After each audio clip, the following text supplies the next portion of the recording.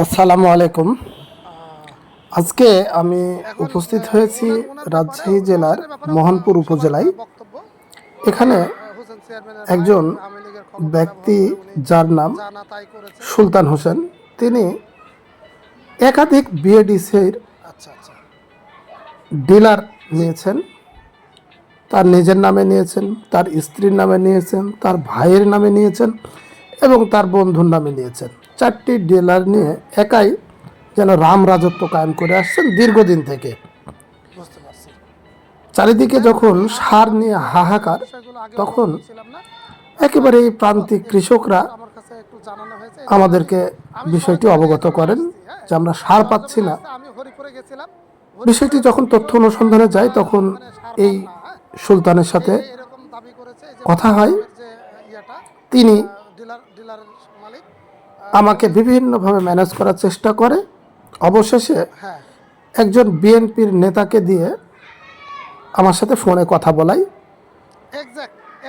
আমি তাকেও আশ্বস্ত করেছি আমি বস্তুনিষ্ঠ সংবাদ প্রকাশ করব, কিন্তু এমন সময় তিনি আমাকে টাকা দিয়ে ম্যানেজ করার চেষ্টা করেছেন।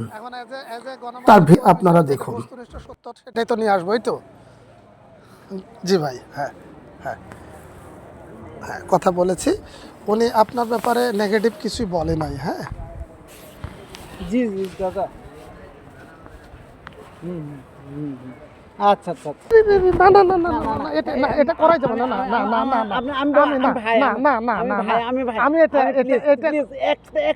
আপনি এটা না, এটা না না প্লিজ, এইটা না, এটা করলে খারাপ হবে। না না না, আমি এটা আমার যত ক্ষতি আমি এটা কখনোই না। আমাকে এটা করা যাবে না। আপনি আমার কাছে শুনেন, আপনি টাকা দিয়ে আমাকে ইয়ে করতে পারবেন না। আপনি টাকা দিয়ে মাপলে ভুল করবেন। আপনি যদি আমাকে টাকা দিয়ে মাপেন তাহলে ভুল করবেন। আপনি আপনার উপজেলায় অনেক সাংবাদিকের সাথে আপনার চলাফেরা আছে, উঠা বসা আছে, কথাবার্তা আছে। আপনি তাদের কাছে আমার সম্পর্কে জানবেন। আমি চপল কোথাও কোনো মিথ্যা সংবাদ বা মিথ্যা কোনো তথ্য নিয়ে কাউকে হয়রানি করি না। এটা হচ্ছে আমার এইভাবে তিনি যখন টাকা দিতে ব্যর্থ হয়েছেন, এরপর থেকে বিভিন্ন মানুষকে দিয়ে তিনি আমাকে ম্যানেজ করার জন্য চেষ্টা করেছেন, তার বিরুদ্ধে যেন কোনো লেখালেখি না করি। অবশেষে আমি বিএডিসি সার বিভাগে গিয়ে তথ্য নিয়েছি। তারাও বলছে যে হ্যাঁ, এই বিষয়টা আমরা অবগত। শুধু তাই না, এই ব্যক্তির বিরুদ্ধে অতিরিক্ত দাম আদায়ের অভিযোগ রয়েছে। সরকারি যে নির্ধারিত মূল্য, তার চেয়ে অধিক মূল্যে তিনি সার বিক্রি করেন। শুধু তাই না,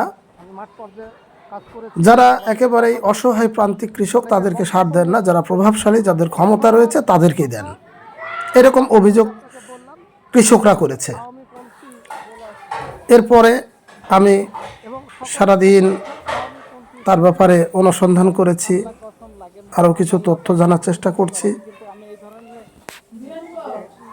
পরবর্তীতে আরও অন্যান্য বিএনপির নেতাকর্মীদেরকে দিয়ে তিনি আমাকে ফোন দিয়েছেন। তবে এটাই সত্য, তিনি আওয়ামী লীগ এই সারের ডিলার নিয়েছেন আওয়ামী লীগের ক্ষমতা ব্যবহার করে। একজন ব্যক্তি 4টি ডিলার নিয়েছেন বিভিন্ন নামে। এটাই সেই সুলতান হোসেন, যার বাড়ি 4 নং মৌগাছি ইউনিয়নের আকুবাড়ি গ্রামে। আমি নিজের থেকে ব্যবসা থেকে উঠে আসবো। আমি কথা আমরা তো আর এটা বলতে পারি না যে আপনি ব্যবসা ছেড়ে দেন। এটা আমরা বলতেও পারি না, বলার অধিকারও রাখি না। হ্যাঁ, না না, আমি পরে কথা বলছি।